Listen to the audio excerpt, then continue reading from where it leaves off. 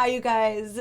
On this week's episode, I am joined by Miss Kelsey Paz here in person in Washington. And we get to sit down and have a cup of tea together and laugh and cry and talk about all of the things that can make us feel really small as moms, but also hopefully really powerful. So I hope you enjoy. Hi. Hi, you guys. Welcome back to the SP Mamas podcast. My name's Carolina. I am the street parking, pregnancy, and postpartum coach and the host of this podcast, which is really just like getting to hang out and talk to other moms and members of the street parking community like this wonderful lady, Miss Kelsey Paz. Hey. Thank you so much for doing this, for taking the time out to sit down and chat with me while you're in town. Kelsey lives in Indiana, but they're visiting. Her husband is a coach for street parking, Seb. And yeah, so I thought I would snag her while she's here and sit down and chat a little bit. Thank you so much for having me. Seriously. Yay. It is a huge honor. Thank you. I got to meet Kelsey last year at summer camp. And that was a really special experience for a lot of reasons. But in particular with you and the other moms there. I was pregnant. I was about 5 months pregnant.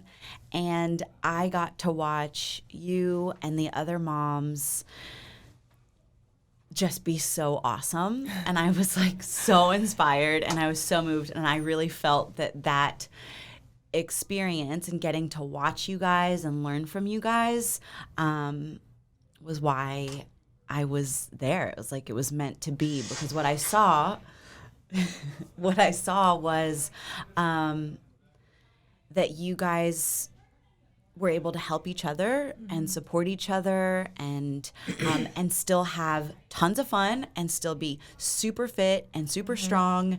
And somehow you guys were able to balance like all of this fun as adults and being really present with your families. Yeah. Yeah. So that was, that whole summer camp experience was really crazy for me. And like, it meant a lot too, because actually not a lot of people know this, but I was not a street parking member before summer camp. Oh. I was not. Yeah. I didn't know that. So I had been doing the street parking workouts with Seb for about a year before that. And I also had a strong support in my neighborhood. So I had ladies that I worked out with and ladies that kept me accountable. And I guess I had access to the workouts. I had a support group. I didn't really feel like I needed to be a part of the street parking community, if that makes sense. And I also didn't plan on like sharing my workouts online and stuff. So I was fine. I was content.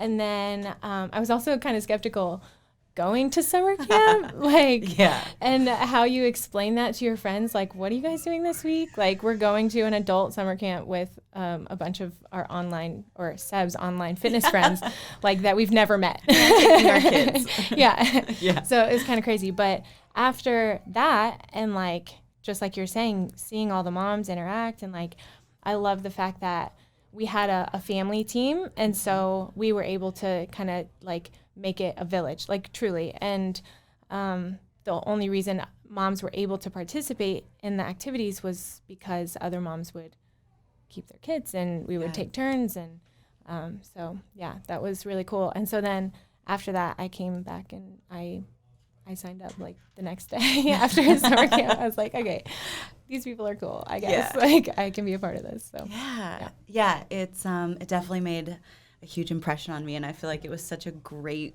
representation of what I love about street parking, and in particular the parents and the moms within street parking. Okay, so Kelsey is a mom of two, a nurse, soon to be RV adventurer traveler, and has an interesting story that I find particularly fascinating around this experience of social media and really just the comparison game that we can fall into as parents, as moms, and the impact that that can have on one, our own ability to connect with ourselves, our own intuition, but also even our mental health. So I'm excited to dive into all of that today. Me too. Okay, so let's start with Noah and her birth and how that starts to lay the groundwork for everything that's to come. Okay, so Sebastian, a lot of you know, was in the military. And so at the time that I got pregnant with Noah, we lived in Louisiana. And we had talked about, you know, the possibility of moving closer to family, and specifically my family, when we had kids. And so we found out that I was pregnant and started making arrangements to move. And actually, Seb had narrowly missed a deployment. He was going to actually miss her birth had we stayed in Louisiana. But because we moved, he didn't have to go on that deployment. But that also meant that he changed jobs. So by the time everything kind of transpired, I was already 6 or 7 months pregnant by the time we moved. And so I had to find a new OB. I was in a new neighborhood. You know, I had, my family was there, which was awesome, but I didn't have a really strong friend support group because we had been gone for a number of years. So coming back, we knew that Seb was going to have to leave to go on a training shortly after she was born. So everything went fine with the birth. Like, she was healthy, I was healthy. I didn't particularly love being pregnant. I wasn't like super sentimental about being pregnant, but it was whatever.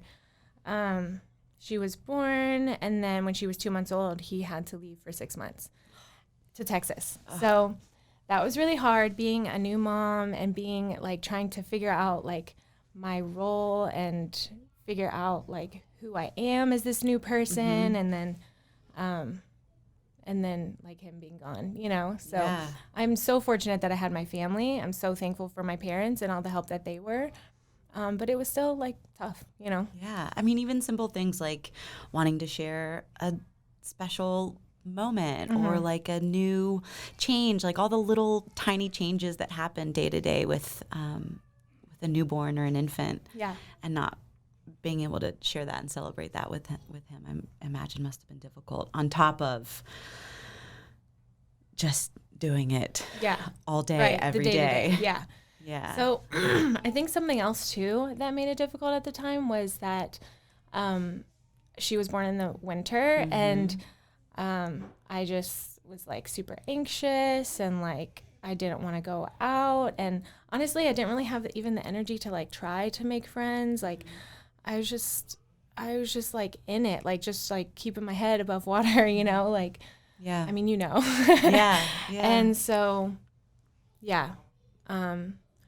I think I also have a tendency towards like seasonal, like being in the Midwest, and when it gets super cold out, it's just easier sometimes to stay inside, and like seasonal sadness and stuff. So all of that kind of rolled into a hard time. Yeah. I definitely know all about that. We talked about that a little bit. And it's a combination of like you're just, there's so much to do. It seems like. And so you're busy throughout the day, and then it feels kind of overwhelming to think about trying to make plans or get out or go see someone. It seems like it's almost easier to just stay in. And for me, I also was pretty newly postpartum in the winter in a new place. And it was like, it's just easier for me to stay inside. Yeah. But I think there's a fine line between, dealing with a challenging time and depression or anxiety, and navigating like, when is it time to ask for help? So do you think that was there anything in particular that you did or that you were able to do that helped keep your head above water or keep you feeling like you were going to be okay? So I would say I'm not a poster child for like what to do or what not to do when you're depressed because, well, I mean, I have experiences, you know, once I had Atlas, I approached things differently. So just based on my own experiences, I know kind of what to do, but I didn't really ask for help. I didn't really know I was depressed. Like, I think when you're in it, it's just like a fog and you don't know that you're in it until you don't feel that way anymore. And then it's like, and then you realize how foggy everything was. Yeah. But there wasn't really a certain moment where I like asked for help, or I just remember it was probably about a year that I felt like that. And then after things started to clear up and I started to feel like myself again, I was like, in hindsight, like, that was really hard. Yeah. Yeah. You know? Like I wasn't myself. Right. Yeah. So what kind of things make you feel like yourself, or what did you start doing that you were like, okay, I'm starting to come back? Yeah. So I would say, you know, it was probably about a year. Obviously the weather has something to do with it. Getting out, like I'm not much of a homebody. I like to be out and about. I love nature. I love, you know, hiking and just being around people. I get a lot of energy from people, being around people, and I get a lot of like motivation and encouragement from people.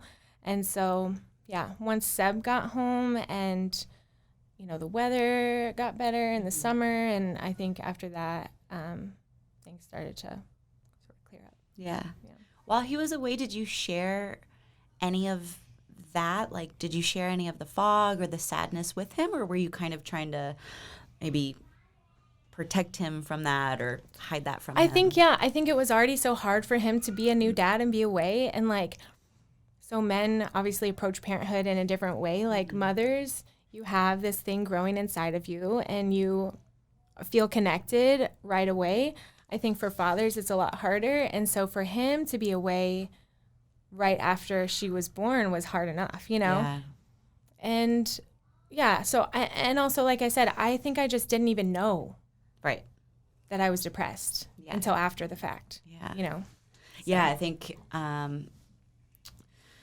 you know, there can sometimes be this tendency to like, I got to do the work. Like, I'm just in it. I'm doing the work. It's hard. I have a newborn. And we just are almost like so willing to do whatever it takes.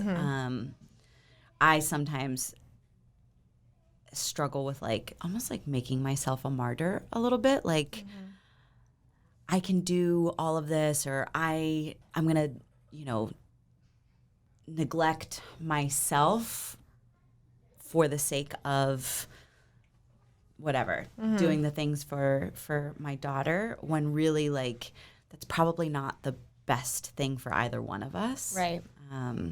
But in the moment, it feels like it's what I'm supposed to do because, right, I'm supposed to be selfless and taking care of my kid. Right.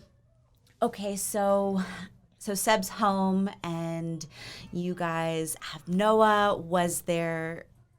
Were you trying to like wait and plan for a second, or how did Atlas show up?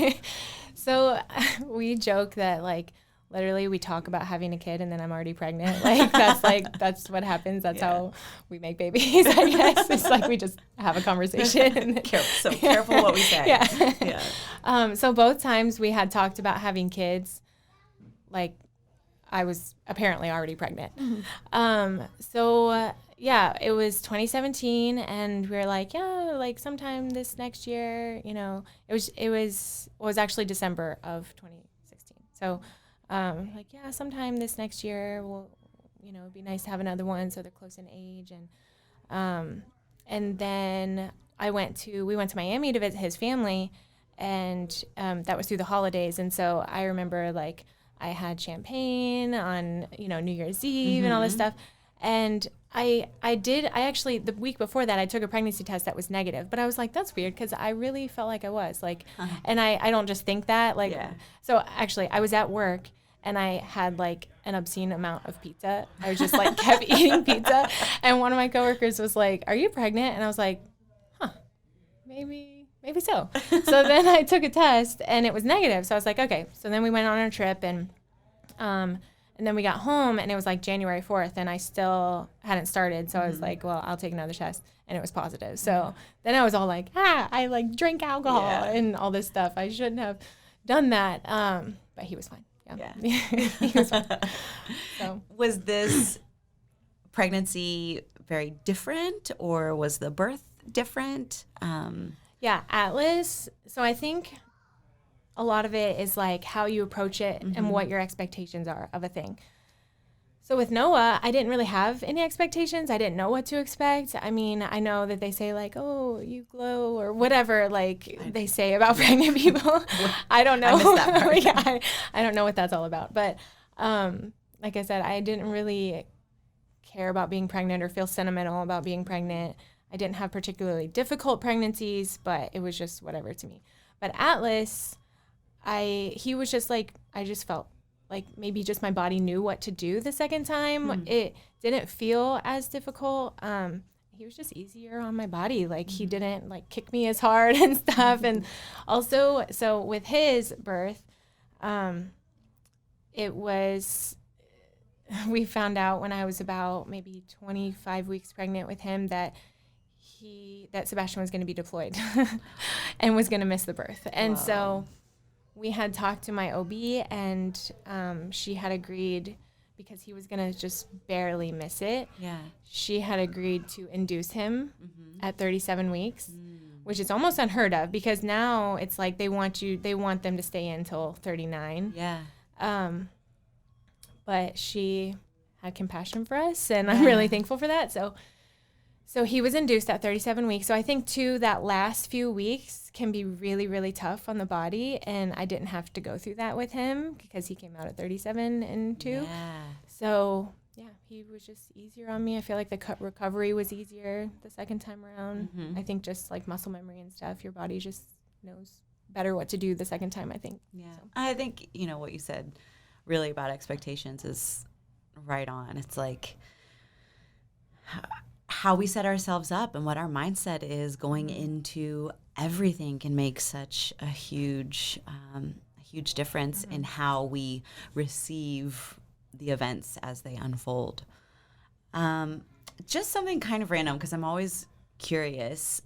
I know that, so you're not a labor and delivery nurse, but with your experience as a nurse, does that influence your experience in labor or going through birth? Like, I don't know. Do you see it differently? Do you feel like it helps or hinders in any way? Something I've always just kind of wondered about. Well, they say like healthcare providers are the worst patients, right? Like, because we know, some stuff, and like, you understand like the whispers that are happening. Yeah, like we around might you. not always cooperate, or we might like know of something different than how they're doing it or whatever. But I really didn't, I didn't go in with a birth plan with either one. I didn't really have, I want it to be this way. I mean, I knew I didn't really want to have a C-section, but if it needed to happen, it needed to happen. I wasn't like, I want, this music playing, right. or I wasn't like that. I was just like, let's just do this. Yeah. Give me the Pitocin. Let's get this party started.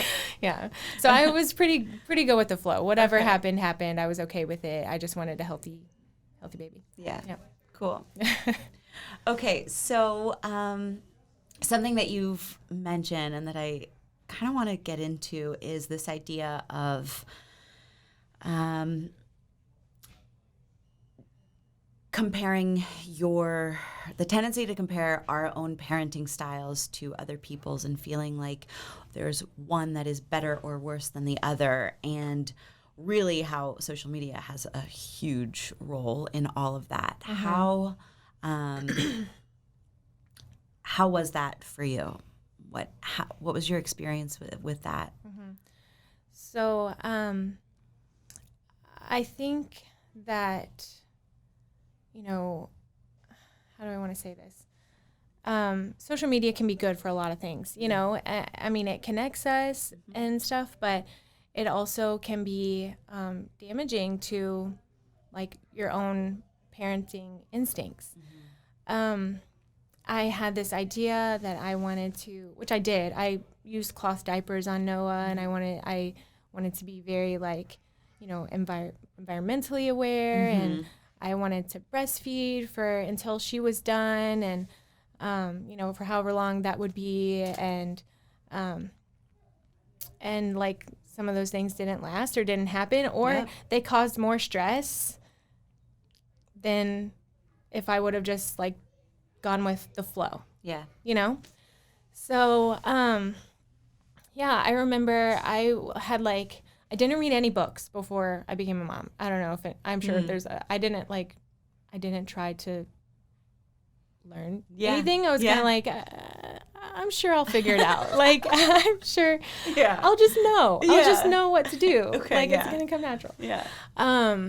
So then I had joined all these mom groups on Facebook, and like natural holistic mom groups, and like, no shade, honestly, good people.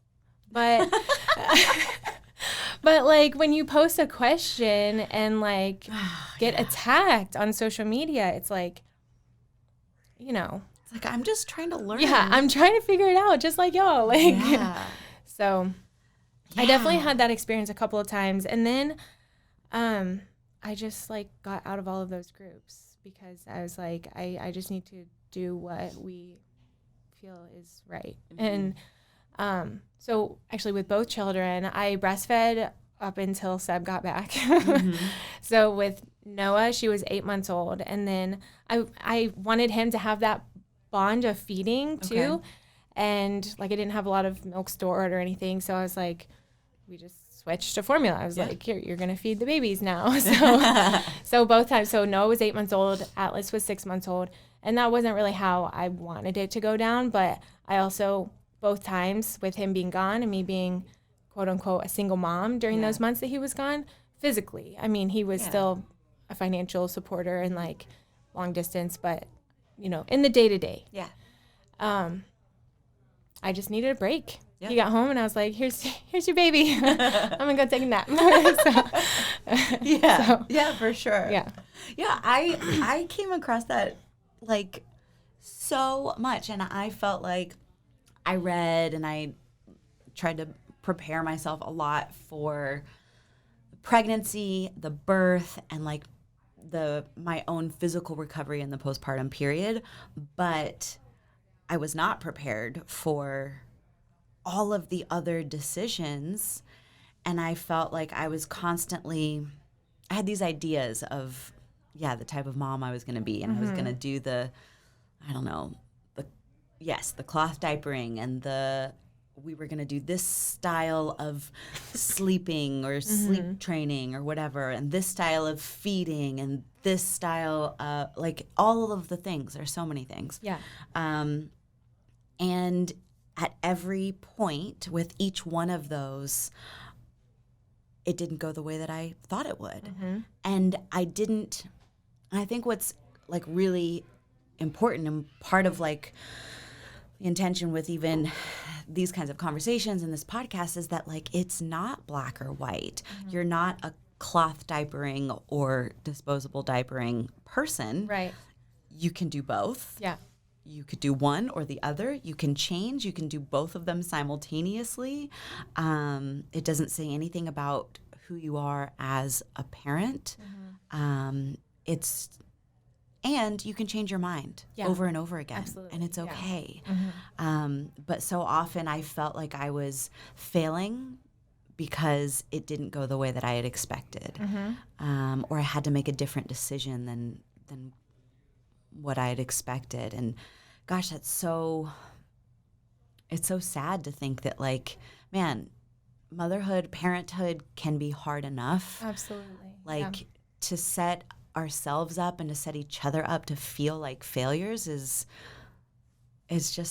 sad. Like, why do we do that to ourselves? Yeah. I think it's important to realize that, and what I had realized was just that, different parenting styles, guess what? I wasn't raised the way that I was intending to raise my children. And I mean, I feel like I turned out okay. You know what I mean? So it's like, it's like you said, it's not black or white, and it's not better or worse. It's just different, and that's okay. And we can all like embrace each other's different styles and take bits and pieces from different methods or whatever, and that's okay, you know. Yeah. I think that's been kind of my I don't know, coping mechanism is like, okay, I'm doing a little bit of like traditional feeding with purees and stuff and a little bit of baby-led weaning, and we're just like kind of making it work. And we that's sometimes I use a cloth diaper and sometimes I don't. And I imagine that's going to continue to change. But something that you mentioned was like shutting some of that stuff down and being able to listen to your own instincts and intuition. Is there anything, so besides obviously like maybe leaving those Facebook groups or social media groups, is there anything else, like are there any other tools that you have for figuring out how to make those decisions or how to, I don't know, tune into your own instincts? I think like the way that you feel about a thing, you know, that's what you should go with. Like, so for me, I was feeling really stressed about breastfeeding and I wanted to do it. Like, and I know that like they get all these antibodies and all these awesome things and like our bodies are designed for this. And I love that. But I was just so stressed out that it was like not good for me, not healthy, you know? So I think you have to decide, are you going to sacrifice yourself? Because if you're not your best self, then you can't care for that child. Yeah. Sorry. Okay. So. Yeah. You have to be your most healthy, the most healthy version of yourself to be the best for them, you know? Sorry. Don't be. It's okay. Yeah. It's a lot. It's so much, you know, that we have to put ourselves, or that we put ourselves through, that we have to go through, that we're learning and figuring out. I was just talking with a good friend today, and she was asking how I'm doing, and I said that motherhood has been challenging in the most unexpected ways, but also in the most deeply needed ways. You know, I had gotten really comfortable, I think, with relying on just kind of following what other people were doing or what I was seeing being modeled around me. And I'd gotten really disconnected from what was true for me and who I am, and, you know, a connection with my own intuition and with like my own sense of self, or even like a sense of something greater than myself. I'd been disconnected from that for a while, and then this year and this experience so far has taught me like, oh no, you need to tune into that now more than ever. But it's hard to tune into. There's so many outside voices and influences, and you know, you see on social media, like, and we all know that what we're seeing is other people's highlights. We know that, but we still compare ourselves to that. Yep. Yeah.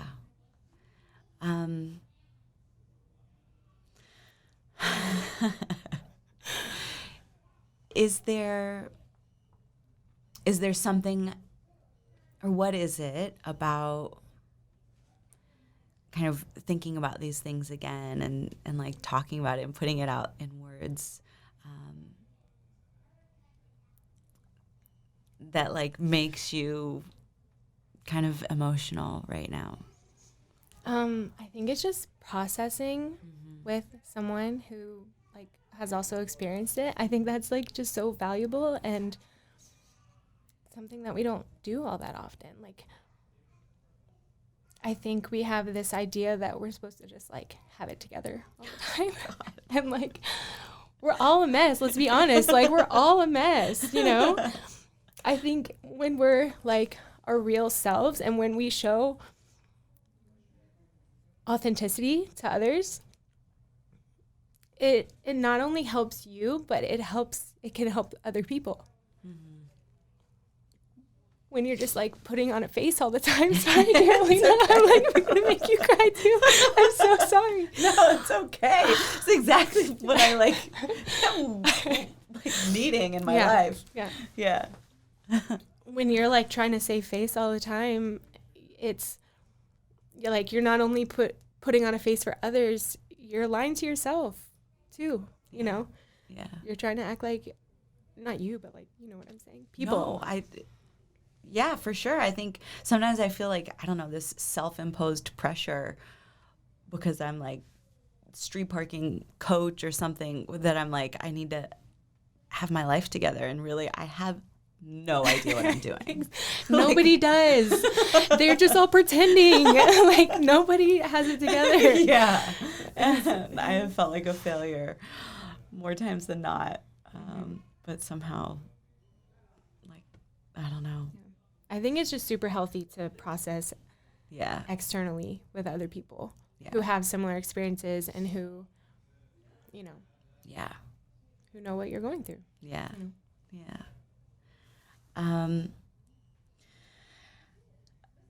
Okay, so is there anything that you would want to share? I mean, I love the street parking community because I do feel like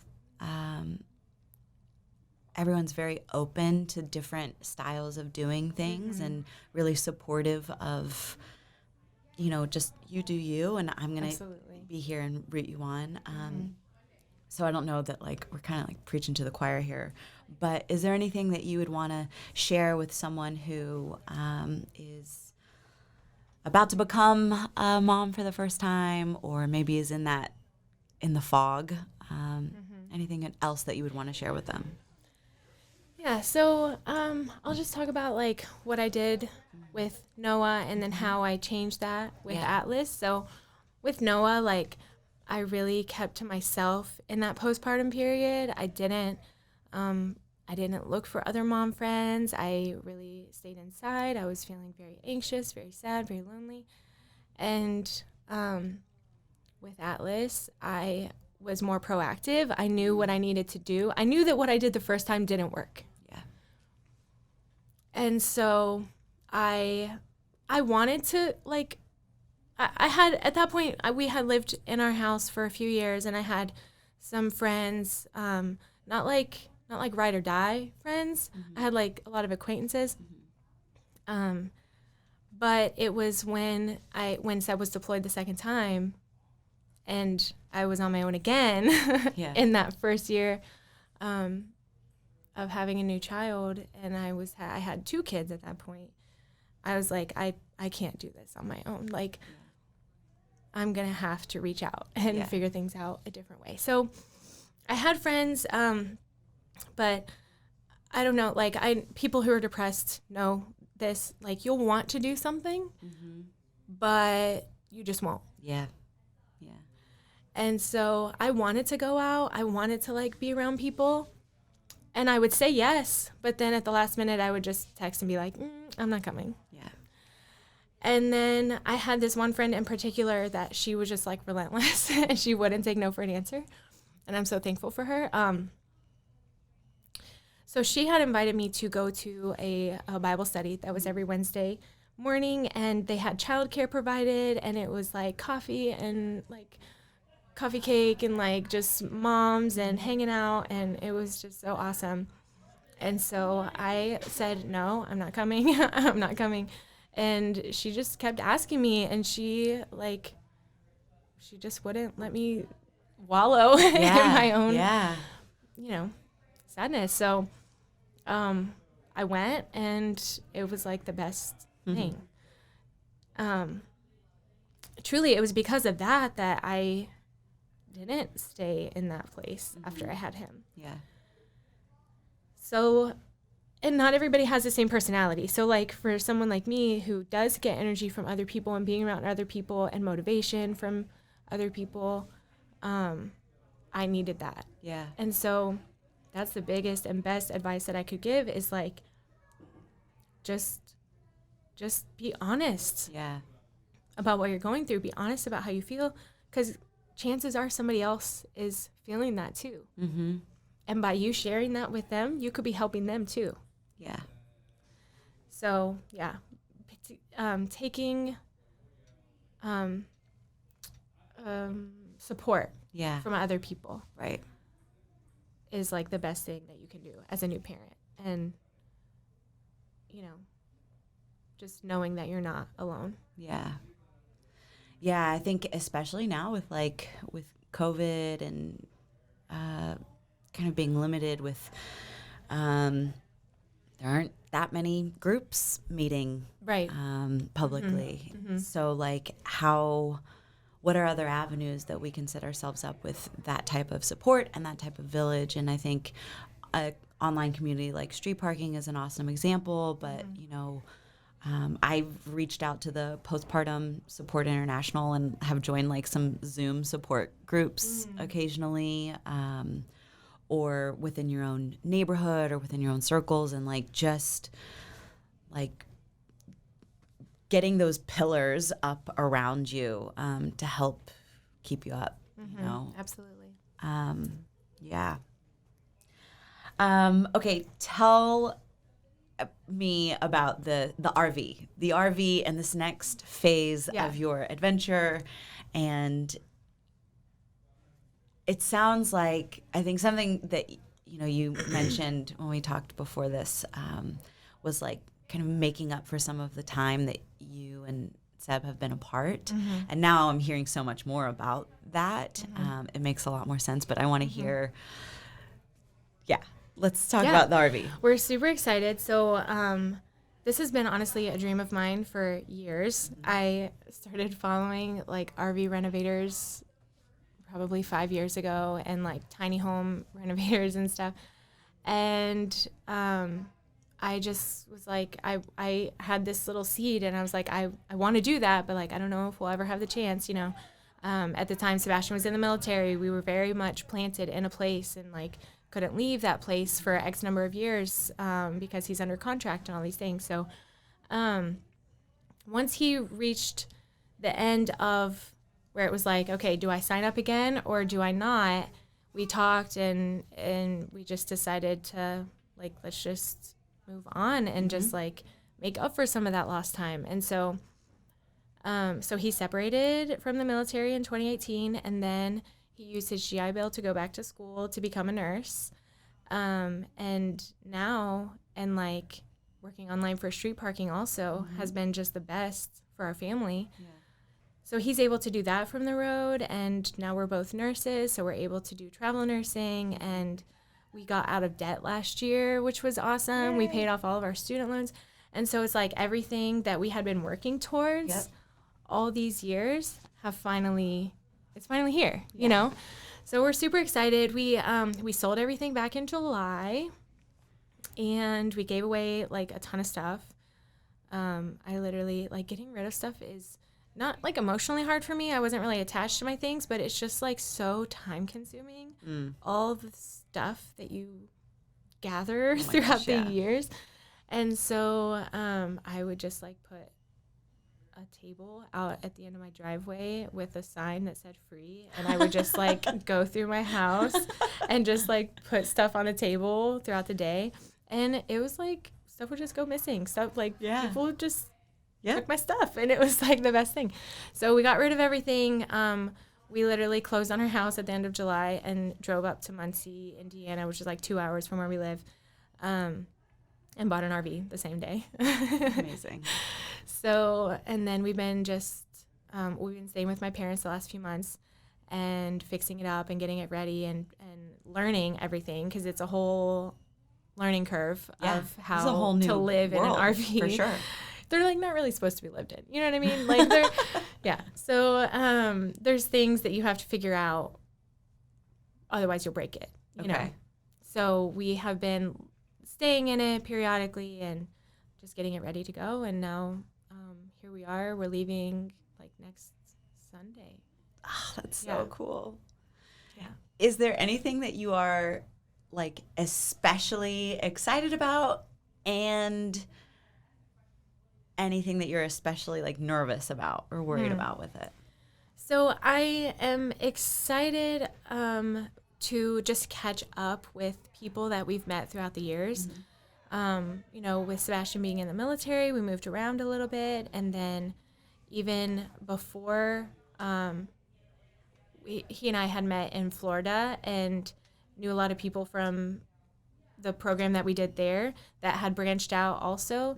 And then with street parking too. So it's like we have all these different avenues of knowing people in all over. Yeah. And so I would say I'm most excited about just like going around and catching up with everybody, you know? And we've had, you know, we would love to take trips and see people, but it just is like, it's not always feasible with two kids and like financially and all this stuff. So it was like, what better way to just be with people and invest in those relationships than to just sell all our stuff and like go see everyone, you know? Let's do it. Yeah. So that I'm super excited about. I would say I'm nervous just about the kids. Like I think they're going to be fine, but I want them to really thrive. Like I don't want them to just like be okay. I want them to be good. So I think I'm nervous about that. I'm nervous about just like, you know, they're fine without things. Like they can play outside. Yeah. And I know a ton of people do it. A ton of people live in campers and they take their kids around and they're fine. But I'm just nervous to see how all of that kind of plays out and how my kids actually do. Yeah. And kind of if that's going to like be a source of stress or whatever with the kids, like not having all their luxuries that they're used to. Right. You know. I'm sure you guys are all going to do so great. We're excited. Yeah. Yeah, we're super excited. Okay, where can we follow the RV Adventures story? Yeah, so it's at r.rv.adventures on Instagram. Okay, awesome. So that's where we're kind of posting our stuff. And it's really more just like a personal, I mean, yeah. I don't plan on like monetizing it or anything. You know what I mean? Like a lot of those pages do. But your pictures are so good. Yeah. And like your design stuff is so good. Thank you. I'm going to follow it. Thank you. I feel like it's going places. So yeah, it's just a place that I want to share like our own experiences and kind of why and the heart behind it, why we want to do it. And you know, we just want to spend time together as a family. I love that. Well, this has been so awesome. Really just filled my cup. So thank you. Is there anything else that you want to add or share or anything? I mean, yeah, just reach out. Like that's like the biggest thing. Like the biggest thing I want to leave is like, don't wallow in your own junk. You know. Yeah. Thank you. Oh. Thank you for having me. Thank you so much. Well, thank you guys so much for joining us this week. Hope you enjoy.